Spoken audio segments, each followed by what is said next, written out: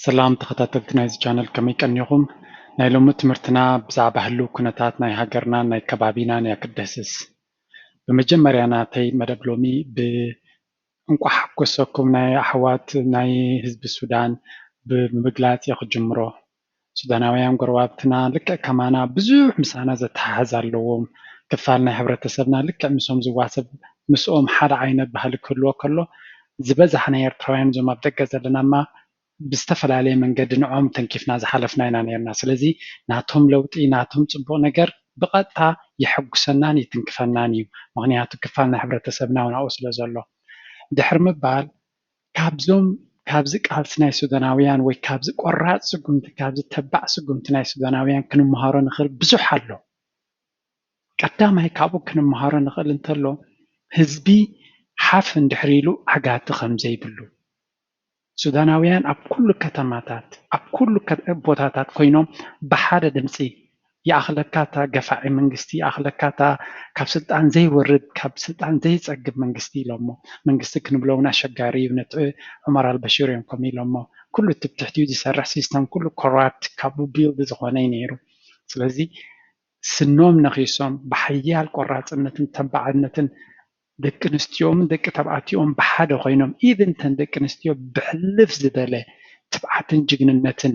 ሓፍ ኢለን ኣብ ቅድሚ ህዝበን ነቶም ህዝበን ኣብ ምውዳብን ኣብ ሓይልን ትብዓትን ኣብ ምሃብ ተኣምር ሰሪሐን ነቲ ክቕየር ትማል ክቕየር ዘይመስል ዝነበረ ኣዝዩ ጨቋንን 30 ዓመት ኣብ ስልጣን ዝነበረ ካብ ስልጣኑ ከም ዝእለ ገይሮም እሱ ጥራይ ከይኣክል እቲ ብልሕናቶም ብጣዕሚ ክገርመኒ ጀሚሩ ኣሎ በቲ ንስርዓት ንዘበናት ክእለ ዝፀንሐ ሰራዊት ዝመፀ ለውጢ ንሕና ከነጥሕነኩም ኢና ኢሎም እኳ ነቲ ለውጢ እንተገበርዎ ኖ እስኹም ኣይተኣኽሉናን ኢኹም ምክንያቱ ምስ መጋብር ናይቲ መንግስቲ ኢኹም ነርኩም ኖ ናትኩም ኣየድልየናን እዩ ናትና ክንገብር ኢና ብኣኹም ዘይተጨማለቐ መንግስቲ ጥራይ ዘድልየና ኢሎም ሕጁም ብትብዓት ይቕፅሉ ኣለዉ ስለዚ ካብዚኣቶም ክንመሃሮ ንኽእል ብዙሕ ኣሎ ካልእቲ ህዝቢ ካብ ኩሉ ወገናት ኩሎም ቶም ፍሉያትን እቶም ናቶም ኣርቲስትን እቶም ኩሎም ሰለብሪትን ፀለውትን ድማ ኣብ ጎኒ ህዝቦም ኮይኖም ሓካይም ኣብ ፅርግያ እናወፁ ነቲ ዝሓመመ ክሕክሙ ኩሉ ኮታ ናይቲ ህዝቢ ብሓደ ጠሚሩ ስለ ዝኸደ እዩ ተዓወት ክብፃሕ ተኻኢሉ ዘሎ ጌና ክበፅሕዎ እውን ዝኽእሉ ካብዚ ንሕና ክንመሃሮ ንኽእል ብዙሕ ነገር ኣሎ ስለዚ ናይ ሎሚ ኣርእስቲ yes we can yes we will and yes we must ኢለ ኣለኹ ንኽእሎ ኢና ክንገብሮ ኢና ግድን ኢኻ ክንገብሮ ዝብል ኣርእስቲ ሒዘ ዘለኹ ስለዚ ናይ ሎሚ ኣርእስቲ ብዛዕባ እዚአን ኣብዚ ግዜ እዚ ለውጢ ኣብ ንሓተሉ ዘለና ኣብዚ ግዜ እዚ ፍትሒ ኣብ ንሓተሉ ዘለና ለውጢ ግድን ክመፅእ እዩ ርግፀኛ ኮይነ ኣለኹ ኣነ ብዚ ዝሪኦ ዘሎ ምልዓል ናይ ህዝብና ኩሉ ህዝቢ ኣብ ኩሉ ጫፋት እናተሓዋወሰ ብሓደ እናኾነ ዝኸደሉ ዘሎ ነቁፂ ንዝኾነ ይኹን ክዓቢ ከይክእልኒ ናይ ግዜ ሕቶ ጥራይ ካብኡ ሕልፍ ኢለ ኣነ ግን እታ ለውጢ ምስ መፀት ግን ግድን ክንጥንቀቐሉ ዘለና ነገራት ኣብ ዝሓለፈ ጌጋታት ከይንወድቕ ብጣዕሚ እየሰክፈኒ ስለ ዘሎ ግድን ክንሪአን ዘለና ኣርእስቲ ኢለ ናይ ሎሚ ትምህርቲ ሒዘ ቀሪበ ዘለኹ ስለዚ ናይ ሎሚ ትምህርቲ ዋላ እኳ ኢናፍ ኢዝ ኢናፍ ይኣክል ዝተፈላለየ ቋንቋ ይኣክል ክንብል ቀኒና እንተለና ብርግፅ ኣነ እውን ምስቲ ህዝበይ ኮይነ ይኣክል ኢለ ቅድሚ ሕጂ እውን ይኣክል ይብል ኣሎ ይኣኽለና ንበሎ እዚ መንግስቲ እዚ ይኣኽሎ ወላ እቲ ዝበለፀ መንግስቲ እውን ክንዲዚ ግዜ ክወስድ ኣይግባእን ኣብ ዓለም ሓደ ሰብ ንሓንቲ ሃገር 25 ዓመት 26 ዓመት ውሃይ ስለምንታይ ሰብ ተተሳኢኑ ኮይኑ ካብኡ ዝበቅዕ ሰብ ዘይብልናን ኮይና መንግስቲ ብሕግን ብስርዓትን ዘይከይድ ንእሱራት ብሕጊ ዘይዳኒ ንህዝቡ ካብ ዓዱ ዘጥፍእ ነዚ መተካእታ ዝኸውን ሰብሲ የብልናን ኢልና ክንዛረብ ብጣዕሚ ዝሕፍር እዩ ከማ እንታይ ስለ ዝገበረ እዩ መተካእታ ክስእን ናይ ሰናይ ነገር ናይ ፅቡቅ ነገር ስለ ዝገበረ እዩ መተካእታ ሓደ ግዜ ኣነ ክሓስብ ከለኹ ኣብ ኤርትራ ዘሎ ዝተፀለለ ሰብ ኣብቲ መንበር ኮፍ ተሰክሎ እውን መሓሸና ካብ ዘሎ ሰብ ምክንያቱ ኣትሊስት ሰብ ኣይመቐተለን እንተቐተለ እውን ውሑድ ሰብ መቐተለ ኣብ ዓድና ዘሎ መንግስቲ ወይ ኣብ ዓድና ዘሎ ሰብኣይ ግን ደም ሰብ እናመፀወ ዝነብር ብህዝቢ ኤርትራ ቃንዛ ህዝቢ ኤርትራ ዘይስምዖ ኣዝዩ ጨቋኒ መንግስቲ እዩ ስለዚ ነዚ ኣክል ኢልና ምእላይ ዋዓል ሕደር ዘድልዮ ነገር ክኸውን ኣይግባእን ብርግፅ ስጉምቲ ሕጂ ክንወስደሉ ዘለና ግን يأكل لنا وقافة لو تنتدلنا التلوتنا جن أكيد تستحمش نبتات كمالك خلاله بمولنا دم أبزن حمش نبت بحارة كون لنا مهنياتو بزي قد سابينا كفلنا يتي حبرة سبالنا إذا حمش نجد نحار عد زوجيوين يعني بيكون نقول عد كديوز خلاص بالكوني تقدمتي بمولهم صورات ናይ ፖለቲካ ይኹኑ ናይ ብሚድያ ይኹኑ ብሃይማኖት ይኹኑ ብዝተፈላለየ መንገዲ ተኣሲሮም ዘለዉ ብቀጥታ ክፍትሑ ክኽእሉ ኣለዎም ኣነ ዝብል ዘለኹ ገበን ፈፂሞም ወይ ዝኾነ ካልእ ሲቪላዊ ገበን ዝገበሩ ይብል ኣለኹም እቶም ብምኽንያት ናይ ፖለቲካ ብምኽንያት ናይ ሃይማኖት ተባሂሎም መሰላቶም ተጋሂሱሎም ተኣሲሮም ዘለዉ እዚኦም ሰባት እዚኣቶም ዝኾነ ይኹን ቅድመ ኩነት ክግበረሉ የብሉም ቀጥታ ክፍትሑን በቲ ገበናቶም በቲ ዝወረዶም ማሕሰይቲ ድማ ክከሓሱን ይግባእ እዚ ናይ ግድን ወዓል ሕደር ዘድልዮ ኣይኮነን እዞም ሰባት እዚኣቶም መሰሎም እዮም ገሊፆም ለውጢ ክሓቱ መሰሎም እዩ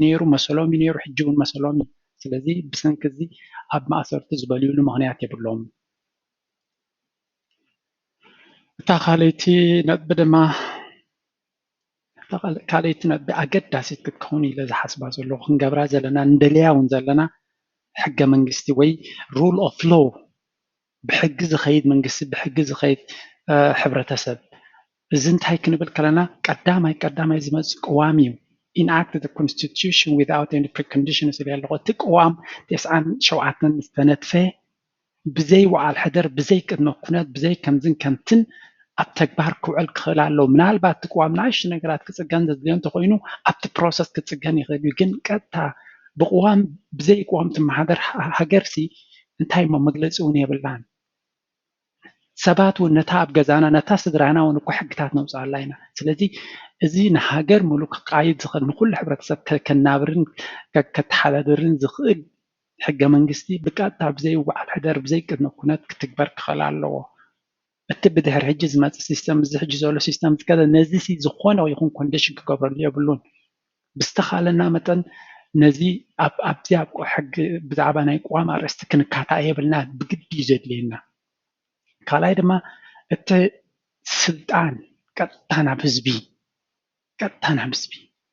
ናብ ሓደ ሓያል ዘይኮነ ናብ ህዝቢ ክወርድ ኣለዎ ህዝቢ ድማ በቲ ዝመስሉ ኣገባብ ብመንፅር እቲ ቅዋም ዝብሎ ዘሎ ንዑ ዝመስል ባይቶ ንዑ ዝመስል መንግስትን ከቕውም ኣሎ ዋላ እንተተኻኢሉ ሕጂ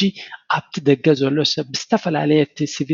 ሲቪክ ሶሳይቲ ንብሎ ዘለና ፓርትታት ብሓደ ኮይኑ ሓደ መሰጋገሪ መንግስቲ ከቕውም ክኽእል ኣለዎ ናይ ግድን እዩ ዘድልየና ክንቅረብ ክንክእል ኣለና ምክንያቱ እታ ብኤርትራ ዘሎ መንግስቲ ብዙሕ ጓፋት ይፈጢሩልና ዘሎ ኩሉ እቲ ቫልዩስ ናትና ክብርታት ክድምስሶ ይፀኒሑ ስለዚ ብዙሕ መራፍእ ወጊእዎ ስለ ዘሎ ነቲ ሕብረተሰብና ንምቕፃል ከየሸግረና ምንታን ኮለ ገና ነቲ ናቱ ሕማም ኣብዚ ከለና እናተካእነዮ በዲናዮ ንፅናሕ መተካእታ ዝኾነ ሓደ መንግስቲ ንግዚኡ ክሳብ እቲ ህዝቢ ዝመርፅን ኣብኡ ደረጃ ዝበፅሕ ነቲ ሃገር ከካይድ ዝኽእል ሓደ መንግስቲ ከነቕውም ክንክእል ኣለና እዚ ድማ እቲ ኣብ ዝተፈላለየ ዓውዲ ዘሎ ሕብረተሰብ ብሓደ ኮይኑ ክሰርሕ እንተጀሚሩ ኣብ ሓደ መትከላት ክኣምን እንተጀሚሩ ክብፃሕ ዝኽእል ኮይኑ ይስምዓኒ ስለዚ ብቅዋም ዝቕየድ ሓደ ትራንዚሽናል መንግስቲ ወይ ንግዚኡ ክጠቕመና ዝኽእል መንግስቲ ክሳብ እቲ ንደልዮ ዘለና ደረጃ ምቅርራባት ንገብር እቲ ለውጢ ምስ መፀ ከመሓደር ዝኽእል መንግስቲ ኣይ ቲንክ ብዙሕ ሰባት ብዙሓት ፖለቲከኛታት ብዙሕ ኣብቲ ደንበ ናይ ፍትሒ ዝዝረብ ዘሎ እዩ ብሓይሊ ክድፋዕሉ ዘለዎን እዩ እዚ ድማ ሬዲ ክንከውን ክንክእል ኣለና ለውጢ ከም ዝመፅእ 100% ክንኣምን ክንክእል ኣለና ክንጠራጠር የብልና ብርግፅ ክመፅእ እቲ ለውጢ ጥራይ ከም ዝመፀ ጌርና ንቀራረብ እዚ ቪዥዋላይዜሽን ይብልዎ እታ ሳልሰይቲ freedom of all kinds ኢለ ኣሎ ኩሉ ዓይነት ናፅነት ኣብቲ ናትና ለውጢ ንደልዮ ዘለና ኣብቲ ክመፅእ ንደልዮ ዘለና መንግስቲ ኩሉ ዓይነት ናፅነታት ዘማልእ ክኸውን ኣሎ ናፅነት ናይ ሃይማኖት ናፅነት ናይ ዘረባ ናፅነት ናይ ኣተሓሳስባ ናፅነት ናይ ዝተፈላለየ ነገር ናፃ ሰብ ሂወቱን ክውስን ኣበይ ክኸውን እዩ ኣበይ ክኸይድ እዩ ቤን ክነብር እዩ ቤን ክወፅእ እዩ ንኩሉ ናፅነታት ናይ ሰባት ዘማልእ ክኸውን ኣሎ ሰባት ከምቲ ኣምላኽ ዝፈጠረና ፍሪ ገይሩ ዝፈጠረና ነዚ ናፅነት ናይ ዝፃባእ ዝኾነ ይኹን ክህሉ የብሉን ኣብዚ ድማ 100% ኩልና ክንልእምን ክንኣምንን ክንክእል ኣለና ኩልና ናፃ ኮይና ሃይማኖትና ድዩ ባህልና ድዩ ኣረኣእያና ድዩ ኣተሓሳስባና ድዩ ኩሉ መሰላትና ድዩ ንገልፀሉ መድረክ ክፍጠረልና ኣለዎ ኣብዚ ድማ ብሙሉእና ክንኣምንን ክንሓብርን ይግባእ ነዚ ኣብ ምልክት ሕቶ ምክንያቱ ነዚ ናፅነት እንተጊዝካዮ ሓደ መንግስቲ ቀዳማይ ነዚ ናፅነት እዚ ዝግህዝ ናብ ውልቀ መላኺ ክኸይድ ተደልዩ ምክንያቱ ሰባት መሰሎም ንከይገልፁ ድሌታቶም ነቲ ጌጋ ጌጋ ንከይብሉ ቀዳማይ እዚኦም ኩለን ዝተተሓሓዘን ሓንቲ እንተፈሪሳ ነተን ካልኦት ንምፍራስ መንገዲ ከፊትካ ኣለካ ማለት እዩ ስለዚ ብዝተኻለና መጠን ነቂሕና እቲ መሰላትና መትከላዊ መሰላት ክህልወና ክኽእል ኣሎ መትከላዊ ብመትከል ዝተተሓዘ ለውጢ ክንገብር ኣለና ብስምዒት የስ ስምዒት የድልየና እንድዩ ነቲ ሓይሊ ክነንቀሳቀሶ ግን ስምዒታትና ኣብ መትከላት ክንእትዎ ክንክእል ኣለና መታን ካልኣይ ጌጋ ሳልሳይ ጌጋ ከይመፀና ስለዚ መትከላት ዛራብ ፀኔታ ራብዐይቲ ኢንዲፐንደንት ኢንስቲትዩሽንስ እዚ ሕጂ ኢንስቲትዩሽን ዝተፈላለዩ ክፋላት ናይ ሕብረተሰብ ማለት እዩ ንኣብነት ሓደ ናፃ ዝኾነን እንደገና ድማ በይኑ ብዝኾነ ይኹን ከይተፀልወ ክመርሕ ዝኽእል ቤት ፍርዲ የድልየና ኣሎ ቤት ፍርዲ ንመንግስቲ ዝዳኒ ቤት ፍርዲ ንሲቪል ህዝቢ ዝዳኒ ቤት ፍርዲ እዚ ቤት ፍርዲ ድማ ብዝኾነ ይኹን ፓርቲ ናይቲ መንግስቲ ክፅሎ ክኽእል የብሉን ናፃ ኮይኑ ዝሰርሕ ክኸውን የብሉ ምክንያቱ እቶም ውልቀ መላእኽቲ ወይ እቶም ጨቆንቲ ስርዓታት ቀዳማይ ነቲ ሕግታት ነቲ ቤት ፍርድታት እዮም ዘዳኽምዎም እንታን ከይፍረዱ ስለዚ ክንፈልጥ ኣለና እዚ ብመትከል እንድሕር ሒዝናዮ ኮይና እቲ ዝመፅእ ድሕሪ ሕጂ ጌጋታት ኣየጋጥምን ኣይኮነን ዘጋጥም ግን መትከላዊ ዝኾነ ሓደ ቤት ፍርዲ ዝሓዘ ሓደ ስሩዕ ኣገባብ ዝሓዘ እሞ ከዓ ናፃን ዘይፅሎን ዝኾነ እንድሕር ኮይኑ ንጌጋታት ንክእርመልካ ቀሊል ይኸውን ማለት እዩ ካልኣይ ድማ ሓደ ሓጋጊ ሓደ ፈራዲ ሓደ ድማ ፈፃሚ ኣካላት በበይኖም ነናቶም ሓላፍነት ዘለዎም እዚ ኣብ ቀዋምና ተተንቲኑ ዘሎ ግን ፅሙቅ ኣቢለ ክፋል ናቱ እቲ ንሕና እንደልዮ ዘለና ሃገርን ለውጥን እቲ ንሕና እንደልዮ ዘለና ብሩህ መፃኢን ብመትከላት ብሕግታት ብስርዓታት ዝቆመ ክኸውን ኣለዎ ካብዚ ንሕና ንቃለሶ ዘለና ናይ ስምዒት ውፅእ ኢልና ኣብ ሪሊ ፋውንዴሽን ወይ መሰረት ናቱ ኣብዞም ኢንስቲትዩሽንስ ንብሎም ወይ ከዓ ናፃ ዝኾኑ ትካላት ኣብኦም ዝተመርኮሰ ንሳቶም መኣዝን ዘትሕዝዎ ክኸውን እንደሊ ምንታን ካልኣይን ሳልሳይን ጌጋነ ኩሉ ግዜ ይፈርህ ሕጂ እውን ለውጢ ምፅኢና ብገለ ገይሮም ኣታሊሎም ከምኡ ዓይነት ሲስተም መፅዩካ ክንደይ ግዜ ይቃትለና ዝሓለፈ ይኣኽለና ኣብ ዝሓለፈ ዘይኮነስ ንቅድሚት ኣዝዩ ብሉፅ ሕብረተሰብ ኣዝዩ ብሉፅ ሃገር ክነቕውም እንድሕር ኮይና ብሓደ ስሩዕ ዝኾነ ኣገባብ እንተኸይድና ጥራይና ናብኡ ክንበፅሕ ንኽእል እየ ዝኣምን እታ መበል ሓምሸይቲ ዲሞክራሲያዊ ሓደ ፍትሓዊ ዝኾነ መንግስቲ ዲሞክራሲያዊ ዝኾነ መንግስቲ ክንገብር ኢና ስለዚ ነዚ ንምግባር ድማ ሕብረተሰብና ክንምህሮ ከነማዕብሎ ዲሞክራሲ ከመይ ከም ዝሰርሕ ክነፍልጦ ጥራይ ዘይኮነሲ ነቲ ንሕና ንገብሮ ብዝኾነ ይኹን ቅድመ ኩነት እቲ ህዝብና ስለዘይነቅሐ ኢልና ኣብ ካልእ መኣዝናት ክንጥምዝዞ የብልናን ምናልባት ዲሞክራሲ ክንብል ከለና ዝተፈላለዩ ዓይነት ዲሞክራሲታት ኤክሰርሳይዝ ክንገብር ንኽእል ኢና ናይ ግድን ናይ ኣሜሪካ ከም ዘለዎ ክንወስዶ ኣለና ማለት ኣይኮነን ምክንያቱ ሕብረተሰብና ዳይቨርስ ስለዝኾነ ንዓና ዝጥዕመና ቨርሽን ናይ ዲሞክራሲ ነዚ ድማ ነቶም ክኢላታት ናይ ዲሞክራሲን ናይ ፖለቲካል ሳይንስን ገዲፈሎም ኣለኹ ግን ሓደ ፍትሓዊን ናፃን ንኩሉ ኣሳታፍን ንኩሉ ሕብረተሰብ ዘሳትፍን ዴሞክራቲክ ሲስተም ክህልወና ድማ ናይ ግድን ክንቃለስን ክንደልን ክንሓትት ኣለና ካልኣይ ድማ ምስ ጎረባብትና ድዩ ምስቲ ኣብ ከባቢና ዘሎ ሕብረተሰብ ብሰላምን ብፍቅርን ንነብረሉ ዶባትና ብንፁር ተነፂሩ ተነዲቁ ዝረኣየሉ ምክንያቱ ምስ ጎረቤትካ ብሕጉስ ክትነብር ተኮይንካ ኩሉ እቲ ዶባትካ ንፁር ክኸውን ክኽእል ኣለዎ ብርድኢት ክልቴኻ ተፋቲኻ ተረዳዲኻ ተኣማሚንካ ክትነብር ትዕሪ ኮይንካ ንፁር ዝኾነ ንፁር ዘይኮነ ዶብ ዘለዎ ኩሉ ግዜ ሓርፋፍ ዝምድና ክፈጥር ነቲ ክትፈጥሮ ትደሊ ዝምድናታት ክፀልዎ ይኽእል ምክንያቱ ኣብ ሓደ ቅኑዕን ዝኾነ መዕለቤታት ወይ ካርታ ናይ ሃገር እንድሕሪ ንነጥቆ ኣለና ትናትና ሰላምን መፃኢናን ምስ ጎረባብትና ንነዊሕ ዝጠመተ ሕጉስ ዝኾነ ርዱእ ዝኾነ ሰላማዊ ዝኾነ ቅርርባትን ዝምድናታትን ክንፈጥር ንኽእል ኢና ስለዚ ኣበይ ክፋል ናይ ሕብረተሰብና ኣለና ብዘየገድስ ኣበይ ኣለና ነና ኢና ንቃወም ብዘየገድስ ነዚአን ሓሙሽተ ነጥብታት ኩልና ክንኣምንለን ክንክእል ከም ዘለና ኣብዚ ነጥብታት እዚኣተን እቲ ናትና ፍልልያት እውን ኣብ መንጎ ዝኣተው እዩ ምክንያቱ ቅዋም ንኩሉ እቲ ሕብረተሰብ ንኩሉ ከመሓደር ዝኽእል ማለት እዩ ናፃ ኮይንካ መሰላትካ ምግላፅ ማለት ሓደ ሓደ ግዜ ኣነ ደስ ዘይብሎ ዝዛረቡ ኣነ ደስ ዘይብሎ ሕግታት ከምኡታት ፊሎዞፍን ዘለዎም እውን ሪስፔክት ክቦም ከም ዘለና ናቶም ርእቶ ምዃኖም ምክንያቱ ናፅነት ናይ ዘረባ ስለ ዘለዎም ናፅነት መሰሎም ናይ ምግላፅ ስለ ዘለዎም እንተኽኢለ ከረድኦም ኣለኒ ክነግሮም ኣለኒ ክገልፀሎም ክኽእል ኣለኒ ግን ብኡ ተበጊሰ ክፀልኦምን ንዖም ክኮንንን ኣይግባእን ካልእ ድማ እዚኣቶም እዞም ቤት ፍርድታት እዚኣቶም ብልክዕ እኩል ትሩፍ ሓይሊ ክወሃቦም ኣለዎ ምእንታን ተደጋጋሚ ጌጋታት ከይፍፀመና ኩሉ ጉዳያት ናትና ናይ ፀገማትና ብቤት ፍርዲ ዝእለ ክኸውን ኣለዎ ኣብቲ ቤት ፍርዲ ድማ ብብቅዓት ኣብ ዝኾነ ክፋል ናይ እቶም ሰባት ኣብዚ ሰርፍ ዝገብሩና ብቁዓት ክኾኑ ኣለዎ ብቁዓት ሰባትካ መሊኦም ኣለውና